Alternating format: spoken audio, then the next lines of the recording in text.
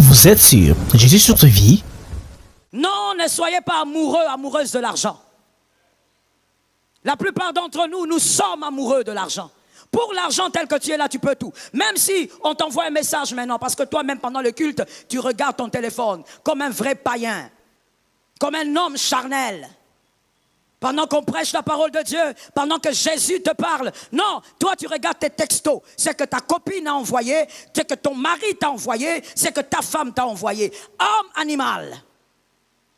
Même si, pendant que nous sommes dans le culte, on t'envoie un message, on te dit, viens chercher 3000 $. Mon frère, Jésus d'abord. Regardez le siècle présent, regardez le type d'amen, regardez le type de réaction. Nous comprenons que nous sommes dans un siècle pervers. Je disais, d'abord, le ciel. D'abord, Jésus. La sainteté est plus importante que l'argent. Ne vends pas ton corps pour avoir 100 $. Donne-moi un amen. Aujourd'hui, même les garçons vendent leur corps. Nous sommes dans un siècle où tout le monde vend son corps pour avoir un 50 $. Tu es prêt à tout pour avoir de l'argent. Que l'Éternel te délivre du mal. Lève ta main droite et dis avec moi, Seigneur, délivre-moi du mal. On est amoureux de la sainteté et on respecte l'argent. L'argent, quand vous respectez, c'est-à-dire que l'argent a des limites dans votre vie. Il y a des choses que l'argent ne doit jamais vous imposer. D'ailleurs, j'arrange ma phrase. L'argent ne doit rien vous imposer. C'est à vous d'imposer des choses à l'argent. L'argent est votre esclave. Voilà pourquoi, monsieur, mademoiselle, madame, lorsque vous respectez l'argent, la loi du respect, c'est-à-dire de l'envoi et du renvoi s'impose en vous. C'est une loi immuable. Quelle est cette loi? C'est que vous respectez, vous respectera. Quand vous respectez l'argent, elle vous respectera comme maître. Mais tu vois pourquoi toi tu travailles comme un cheval, mais tu n'arrives même pas à vivre comme certaines personnes ici. C'est parce que l'argent est déjà devenu, tu es devenu l'esclave. Comme tu es l'esclave de l'argent, l'argent marchera sur toi. Pour avoir 10 $, tu vas transpirer au-delà de ce que Dieu a prévu. Alors que les autres ne vivent pas comme toi. Les autres ne vivent pas que de leur salaire.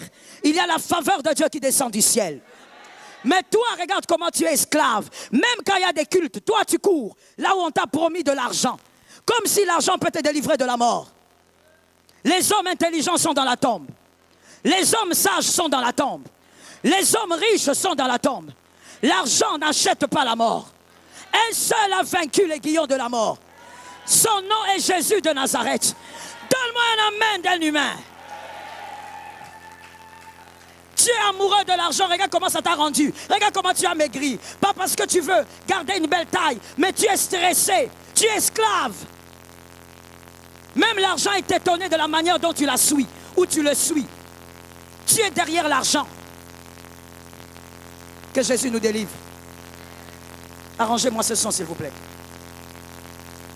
L'argent ne devrait jamais être ton maître. Pourquoi il est ton maître? Pourquoi est-il ton maître? Parce que tu dois acheter une maison. Ce que tu ne respectes pas ne te respectera pas. Lorsque tu respectes une personne, elle se sent obligée de te respecter. Même en cachette, elle va te respecter. Lorsque tu respectes l'argent et tu places l'argent sous tes pieds, l'argent sera obligé toujours de ramper près de toi. Toi, l'argent ne rampe pas parce que tu as donné une trop grande place à l'argent. Même lorsque tu es malade, très malade, tu sens que le corps ne répond plus. Mais tu dois aller quand même forcer ton corps pour avoir 5 $. Lorsque tu tomberas plus que malade, 5 $ ne te sortiront pas de l'hôpital. L'amour de l'argent, le siècle pervers. Un siècle amoureux de l'argent, mais en même temps on dit on est chrétien. Non, pasteur, excusez-moi, je ne peux pas venir au culte à temps. J'ai un deal. Tous les deals que tu as mis à la place du culte échouent. Je veux mieux le dire, je le parle maintenant en tant que prophète. Tous les deals que tu feras dans l'avenir, à l'heure du culte, j'ordonne un échec. Non, tu n'as même pas besoin de dire amen. Moi, quand je parle en tant que prophète, je traite avec... Oh my God, j'allais dire quelque chose qui allait te choquer. Je traite avec les esprits. Quand j'ai parlé, les anges ont enregistré. Même sans ton amen, c'est comme ça.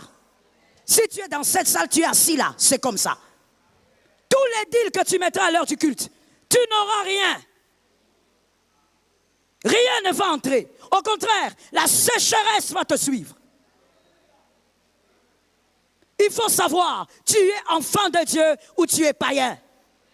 Les païens assument leur identité. Le païen, il va venir là, il danse les danses de Inibos ou je ne sais pas qui. Il s'amuse, ils assument. Toi aussi, assume ta chrétienté. On n'est pas chrétien à moitié, on est chrétien 100%. Donne-moi un amen d'un homme vivant. Vous voulez aller dans les églises pour qu'on vous dise seulement tu es beau. Voici le numéro de téléphone de ton papa. Demain tu auras un travail. Tu as porté un caleçon rouge. C'est tout ce que vous voulez. Vous ne voulez pas qu'on vous dise la vérité qui doit vous imposer la vie chrétienne. Tu es enfant de Dieu. Va au-delà d'être chrétien. Je n'ai pas entendu. Le nom chrétien a été donné par les païens. Ce n'est qu'un nom. C'est pourquoi je dis toujours, ne sois pas seulement chrétien, sois enfant de Dieu. Ce sont les païens qui ont dit, en regardant Paul, Pierre et les autres disent, oh, ils marchent comme Jésus, ils parlent comme Jésus. Ce sont des chrétiens. Ce n'est pas un nom divin. Sois enfant de Dieu. Il n'y a aucune écriture dans la Bible qui dit, soyez des bons chrétiens. Il n'y en a pas. On dit, soyez des fils de Dieu. Ayez le cœur de Dieu. L'argent, à cause de l'argent, toi tu peux détruire la réputation de l'autre. À cause de $50.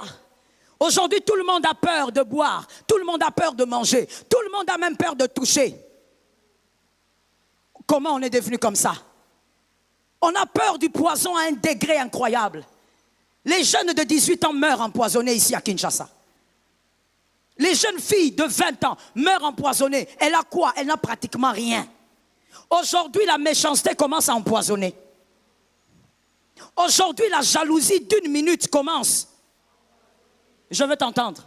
Ainsi que les mauvais sentiments te quittent. Si des fois tu es jaloux, que tu sois délivré. Aujourd'hui, juste une petite convoitise peut amener à l'empoisonnement. Pourquoi? On est accro, on est accroché, on est amoureux de l'argent. Toi, tu crées ton boulevard en brisant les sentiers des autres. Le boulevard de ta vie, tu le crées en détruisant les sentiers des autres. Voici ce que tu es. Mais à l'église, quand on est là, tu lèves les mains, tu adores, tu pleures. Hypocrite. Hypocrite. Race d'hypocrite. Qui est-ce que tu es en train de mentir? Les trois grandes entités essentielles de la vie, tu ne les mens pas. Qui sont-ils? La première entité, c'est toi-même. Tu ne te mens pas, tu sais qui tu es. Tu sais combien tu es mauvais. Tu sais combien pour l'argent tu peux tout. Tu peux même nous vendre, nous tous ici, pour l'argent. La deuxième entité, c'est Dieu. Est-ce que tu peux mentir Dieu? Dieu te connaît profondément. Il sait même ce que tu feras dans 2 ans. Comment tu trahiras quelqu'un dans 3 ans. La troisième entité, c'est le diable. Tu ne mens pas le diable. Il sait la noirceur qu'il y a dans ton cœur.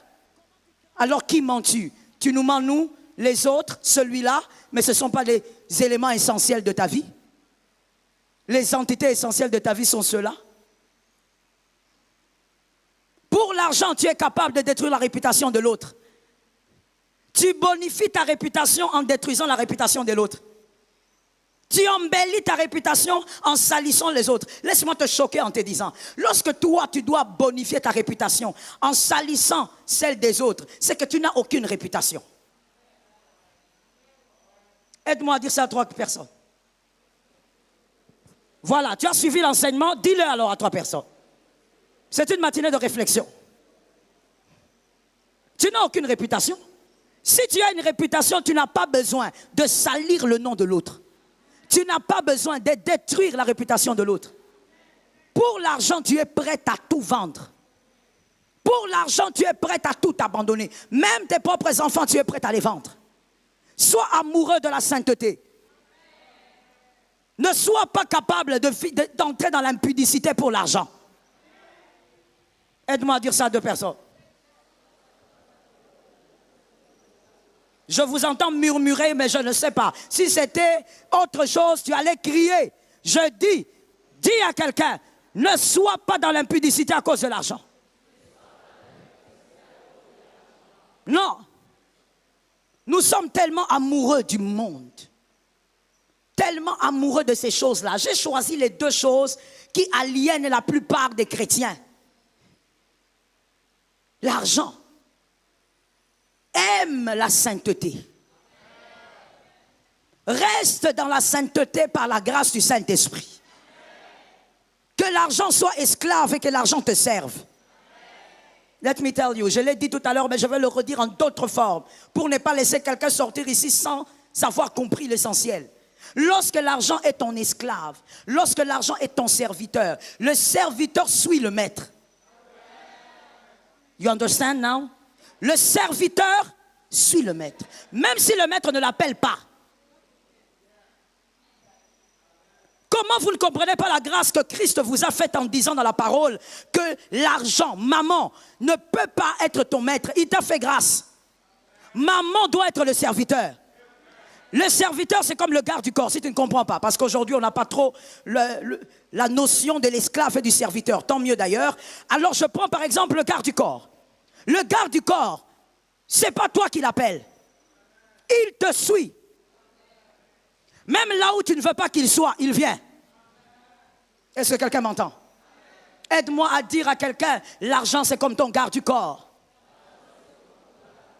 Non, tu vas mieux le dire. Les gens qui ne parlent pas bien, c'est vous là qui fouillez les choses essentielles pour l'argent. Mais quand je dis de parler, tu ne parles pas. Dis à quelqu'un, l'argent ressemble à ton garde du corps. Le garde du corps, il te suit. Moi, des fois, je suis agacé par ces choses-là.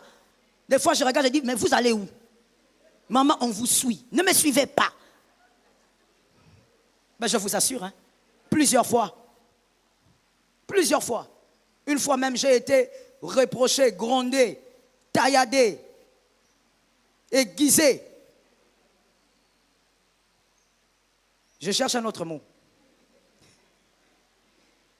Picoté par mon mari. Parce que je suis allé quelque part et j'ai refusé qu'on me suive par les gardes du corps. Je dis, restez-moi un peu tranquille, je vais respirer, un peu d'air. Mais là où je suis allé, on a failli m'arracher la perruque. Je t'assure. Quand j'ai raconté l'histoire à mon mari, il m'a dit, tu as failli perdre ta perruque. C'est seulement quand il a dit que j'ai dit, ah oui, au fait, hein, j'allais perdre ma perruque. La manière dont les gens sont tombés sur moi, c'est par miracle et à cause de ces fameux gardes-là que j'avais chassés, à cause de leur bravoure, ils sont venus m'arracher au milieu d'au moins 200 personnes qui étaient en train de tomber sur moi. Le garde-corps n'a pas besoin que tu dises, viens, là où tu es, c'est là où il sera. Ainsi, quand tu considères l'argent, tu n'es pas amoureux de l'argent. Tu le considères comme un garde du corps. L'argent te suivra même quand tu ne veux pas. Tu vas t'étonner un jour, quelqu'un va te dire, écoutez, j'avais quelque chose pour vous. Qui? Toi? Ah, oui. Comment? Comme ça? Même les personnes que tu n'as pas calculées te feront grâce. Les portes inimaginables vont s'ouvrir. Parce que l'argent fait quoi? Mais monsieur, tu vois toi qui veux suivre là. Quand on programme des choses ici, toi tu n'es jamais là. Toi tu préfères suivre. Continue. Continue. L'année va se terminer, tu vas me montrer quel a été le bilan de ton année financière. Tu vas me montrer ça. Tu crois que c'est en courant derrière ça. Tu crois que c'est en étant amoureuse de ces choses-là, au prix de bafouer les choses essentielles de la foi, que tu vas devenir millionnaire. Mon frère, vas-y, tu seras peut-être le premier modèle, on va voir. Tu n'es pas païen, tu es chrétien. À un moment donné, l'argent va te dire, je m'arrête ici. Tu m'as beaucoup cherché, mais moi je m'arrête ici. Pour arriver là-bas, il faut avoir la puissance. Maintenant, tu seras là en train de rougir les yeux avec des collègues de ton âge qui ont touché au fétiche, qui livrent leurs frères, leurs pères. Toi, au lieu de choisir Jésus, tu avais préféré suivre. Arrivé là, maintenant tu es bloqué. Tu n'arrives plus à avancer. Je te pose la question. Vas-tu livrer ton père? Oh, je posais la question. Vas-tu sacrifier ta mère? Vas-tu sacrifier ton mari? Ta femme? Mon frère, cherche la puissance. Reste avec l'essentiel. Respecte l'argent. Est-ce que quelqu'un m'entend bien? Comme on a parlé du respect du travail. Ne prends pas tes $5, les jeter n'importe comment. Respecte. Ne sois jamais amoureux. Les amoureux. Voilà pourquoi Dieu avait demandé à Abraham Isaac. Il a dit à Isaac, donne-moi ton fils. On en parlera tout à l'heure. Il dit à Isaac, plutôt à Isaac, non, à Abraham, merci. Il dit à Abraham, donne-moi ton fils. Au fait, pourquoi? Parce que c'était une manière de dire à Abraham, Abraham, moi je suis l'amour de ta vie. Là où on a commencé, même Sarah n'était pas là. Là où on a commencé, Isaac n'était pas là. Comme je sens que tu es amoureux maintenant d'Isaac, donne-moi Isaac. Tout ce dont tu es amoureux, amoureuse, Dieu va te le demander. C'est-à-dire, Dieu va te dire, comme aujourd'hui, fais place à l'amour de Jésus et respecte ces choses en honorant Jésus. Est-ce que quelqu'un m'entend? Il y a quelqu'un qui va dire, mais pasteur, des fois même s'il y a par exemple un programme à l'église, c'est juste la semaine, je peux récupérer l'autre semaine. Donne-nous aujourd'hui, dans chaque culte, il y a les mystères du culte. Il y a peut-être une porte que tu as ratée parce que tu n'étais pas venu le mercredi. Et ça ne reviendra pas. Il ne faut pas te leurrer, mon frère. Il faut qu'on te dise la vérité. Je ne fais pas partie des pasteurs qui te diront « Attends, Saline Nélénine, on reçoit ». C'est faux. Il y a des choses, quand tu ne les respectes pas, tu n'auras rien. Je répète, il y a des choses, quand tu ne les honores pas, tu n'auras rien. C'est ça la vérité de la parole. Oh non, je peux venir aussi l'autre mardi. Le mardi, là, c'était le pain quotidien. C'était le pain du jour. Nous avons eu un merveilleux moment avec les femmes en retraite ici. Les femmes qui ne sont pas venues, tu ne sais pas ce que tu as raté. Et ça ne reviendra pas. Une retraite peut venir, mais pas la même faveur. Regarde-moi un voisin qui a la foi, ne regarde pas les façons. Dis à celui qui a la foi, le culte peut venir, mais pas la même faveur. Aide-moi à dire à une deuxième personne la même chose. Pas la même faveur. Il ne faut pas se mentir comme ça. Non, je vais récupérer. Il n'y a pas des rattrapages avec Dieu. Des rattrapages avec les cultes, avec la faveur d'un culte. Oh, je vais faire les rattrapes. Il n'y en a pas. Ce que tu as raté, tu as raté. Ce que tu as perdu, lève ta main droite et dis avec moi, Seigneur, délivre-nous du mal. Mon frère, c'est comme avec les relations humaines. Il y a des personnes qu'on aime, il y a des personnes qu'on respecte. Et dans les personnes qu'on aime et qu'on respecte, il y a des gens qu'on ne peut pas perdre et d'autres qu'on peut perdre. C'est ça, la réalité de la vie terrestre avec les humains. Il y a des personnes, si tu les perds, c'est une personne perdue. Point. Mais il y a d'autres, si tu les perds, c'est un parcours brouillé. C'est une destinée assombrie. Je veux mieux le dire pour celui qui n'a toujours pas compris. Il y a des personnes sur la terre dans ta vie, je parle de ta vie, je parle de tes relations. Il y a des personnes sur la terre pour qui il faut faire des sacrifices. Il y a d'autres pour qui on ne fait pas des sacrifices. Ça marche pendant un temps et quand le temps est passé, on laisse partir.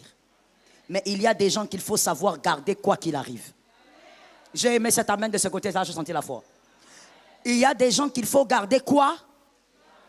Ça, c'est quelque chose que la jeunesse d'aujourd'hui ne comprend pas. Vous vivez légumes. Vous croyez que la vie est une blague. Vous croyez que la vie se révit encore d'une autre manière. Non. Il y a des personnes, quand ils quittent ton couloir, commencent à intercéder pour qu'ils reviennent. Donne-moi un amen normal de quelqu'un qui comprend. Il y a des personnes, lorsqu'ils quittent ton couloir, tu dis, merci Seigneur, c'est toi qui as permis, nous avançons. Est-ce que quelqu'un m'entend? Ainsi, il faut savoir, il faut connaître Quelles sont ces personnes-là? Afin que tu ne commettes pas des erreurs graves dans la vie. Boaz ne se remplace pas. On a compris maintenant? That's it. Il y a des choses avec lesquelles on ne discute pas. Mais quand on est dans une jeunesse un peu façon, on joue avec tout, on blague avec tout et on discute avec tout. Boaz ne se remplace pas. Oh non, Azamutu, mais tout dépend de la qualité. Je vais le dire de manière bizarre, prends ça comme ça, mais dans les dictionnaires de Lingala. Écoute, il y a Moutou et Moutou. Dans les Moutou, il y a la qualité du moutouisme. Tous les Bantous ne sont pas. Attention. Il y a des gens, il a les pieds, il a les mains, il a la tête, il a les yeux. Mais la qualité, par rapport à ton parcours, ce n'est pas la même chose avec celui qui est à tes côtés. Est-ce que quelqu'un m'entend bien? Il y a des personnes pour qui tu dois payer le prix pour rester avec. Moi-même, je sentis un amen, je dis amen moi-même. Amen. Moi-même, je sentis le Saint-Esprit être d'accord, je dis amen moi-même. Il y a des personnes pour qui on paye le prix pour rester. Ruth regarde, elle dit, je reste avec toi. Va où tu veux, je reste avec toi.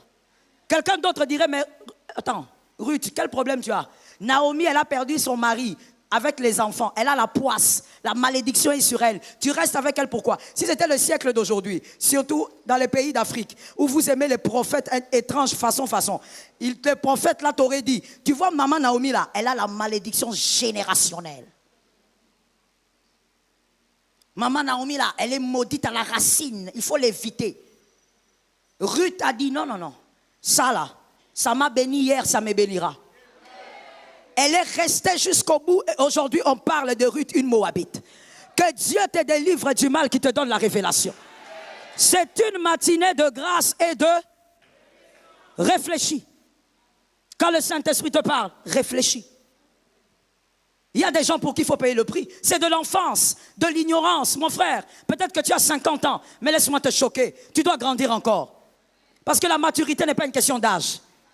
Tu dois grandir encore. À 50 ans, on te parle, toi tu dis, est-ce que je suis né avec lui? S'il veut partir, il part. Tu parles de qui? Ça dépend. Il y a des personnes qu'on ne laisse pas partir. On se bat pour les garder. Parce que si tu ne te bats pas pour les garder, tu n'auras pas les jumeaux. Jacob et Ésaü. Jacob et Ésaü, les entrailles, c'est Rebecca. Ça tombe sur celui qui a la foi.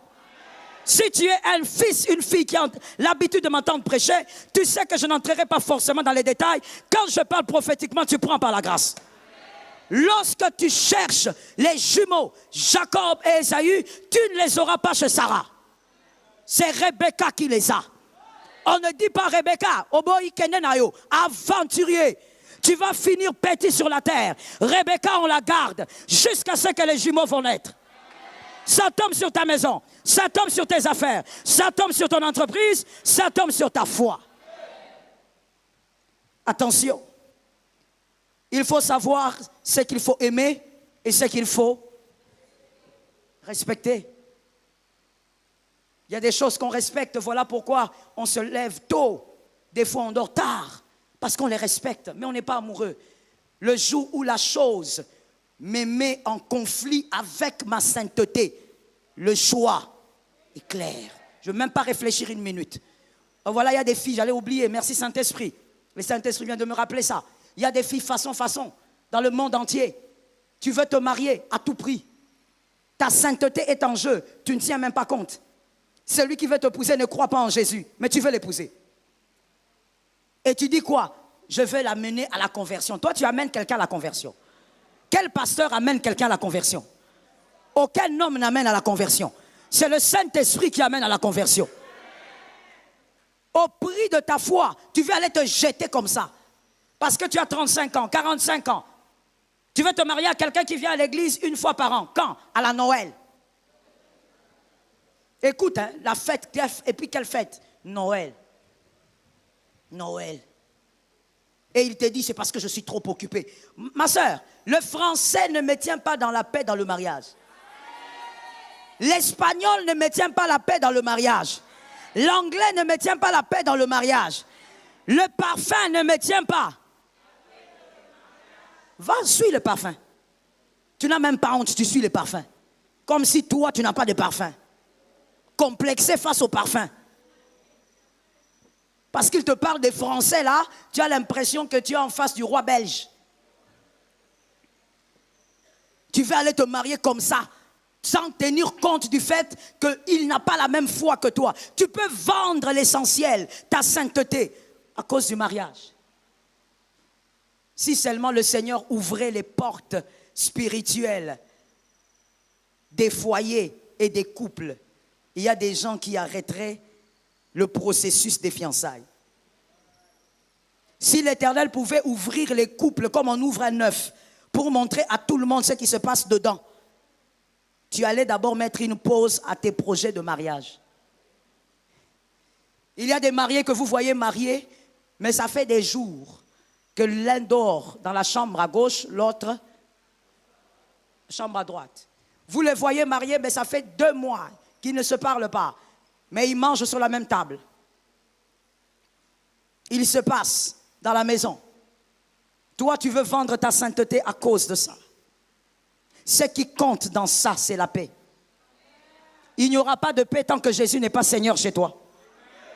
J'aimerais que quelqu'un me donne un amen normal. Que quelqu'un d'autre dise, il n'y aura pas de paix tant que Jésus n'est pas Seigneur chez toi. Écoutons-nous s'il vous plaît. Certains amours, quand vous les commencez, je prie qu'un célibataire, homme comme femme, retienne ça pour la vie. Certains amours, quand vous les commencez, vous finirez forcément et certainement dans l'humiliation. On n'a pas besoin de prophétie pour ça. Dans certains couloirs d'amour, quand tu entres, je ne parle pas que des humains, je parle aussi des choses du monde. Quand tu commences, tu finiras tôt ou tard par être humilié. Tu sais pourquoi Jésus t'a humilié? Parce que tu ne l'avais pas priorisé. Tu sais pourquoi Jésus t'a présenté comme ça devant les hommes dans une tenue d'humiliation? C'est parce qu'il n'était pas ta priorité. Il y a des amours qu'on ne commence pas. Tu vas porter le manteau de la honte. Que Jésus nous donne la victoire. Romains 12, 2. Romains 12, 2. Cette écriture le dit qu'il ne faut pas. Romains 12, 2. Qu'est-ce qu'on m'a donné? Ne vous conformez pas au siècle présent. Soyez plutôt par de l'intelligence. L'amour du monde t'imposera son système, son fonctionnement. L'amour des choses qui sont dans le monde. Ça t'imposera son système. Tu vas commencer à célébrer ce que le monde célèbre alors que pour les enfants de Dieu, c'est une honte. Je veux le dire autrement. Sais-tu qu'il y a des célébrations que le monde fait? Pour nous, enfants de Dieu, c'est une honte. On ne devrait pas célébrer ça. Est-ce que quelqu'un m'entend? Il y a des choses qui vous amènent dans la joie, alors que pour nous, enfants de Dieu, je ne dis pas chrétiens, enfants de Dieu, ce sont des choses qu'on ne peut jamais célébrer. C'est une honte. C'est même une abomination pour certaines choses. Dans certains cas, c'est une abomination. Regarde un voisin, dis-lui, les victoires indésirables existent.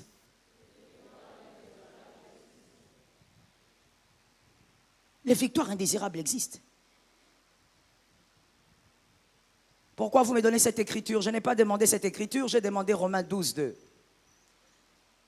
Vous devez savoir qu'il y a des choses que nous célébrons, nous, enfants de Dieu, mais des fois, même le monde est étonné. Comment vous arrivez à célébrer cela? Je veux aller de manière ramassée, mais le point, la première victoire indésirable, je vais te le donner tout à l'heure. Ce que je veux citer ne sont pas des victoires, mais je veux citer certaines fêtes ou célébrations qu'aujourd'hui les chrétiens normalisent et je ne sais même pas pourquoi. Si j'avais le temps, j'allais faire balader le micro, que quelqu'un nous donne une belle réponse. Je pose la question, toi tu es ici. Est-ce qu'on peut se parler? Je posais la question, là derrière. Est-ce qu'on peut se parler? D'accord. Si on peut se parler, je pose la question, aide-moi à répondre. Vous êtes sur Jésus sur ta vie?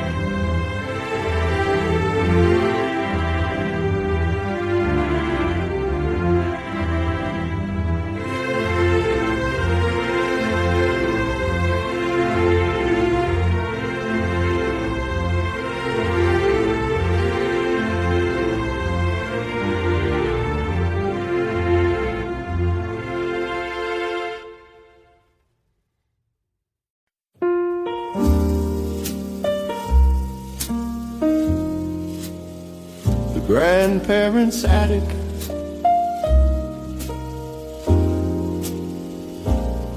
Up the creaking steps where the dust motes dance and float, a smell of cedar wood and forgotten winter coat. The air is thick with silence, time moves at a snail's pace. In this warm corner, holding history in its place, an old dented trumpet that Grandpa used to play tells 1,000 untold stories of a brighter yesterday. Here's a shoebox tied with string, full of photographs in black and white, faded smiles from decades past, bathed in attic light. This is more than just a room beneath the sloping eaves. It's a library of whispers rustling through the leaves, a slow and gentle rhythm of a life lived long and true. The grandparents' attic is a place where time slows down for you. Every broken doll and chipped teacup sings a sweet old song, telling me exactly where I came from, where I belong. I found a handwritten letter from wartime, frayed and thin, the paper yellowed at the edges, the ink bleeds from within. A young man's promise that he would make it home again, a simple, honest hope against the crushing weight of pain.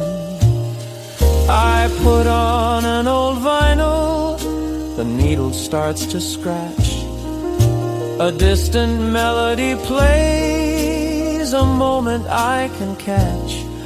Sitting on the worn floorboards, letting memories unfold, more precious than silver, more valuable than gold. This is more than just a room beneath the sloping eaves. It's a library of whispers rustling through the leaves, a slow and gentle rhythm of a life lived long and true.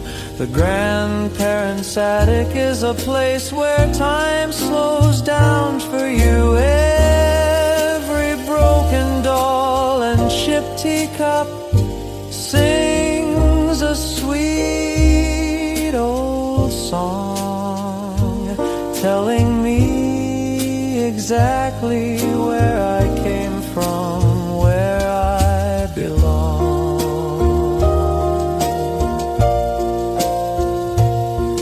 They say to look ahead, always run towards the new, but sometimes the deepest wisdom is in the things we knew. A legacy of love in the things they left behind, peace and quiet comfort for the searching modern mind.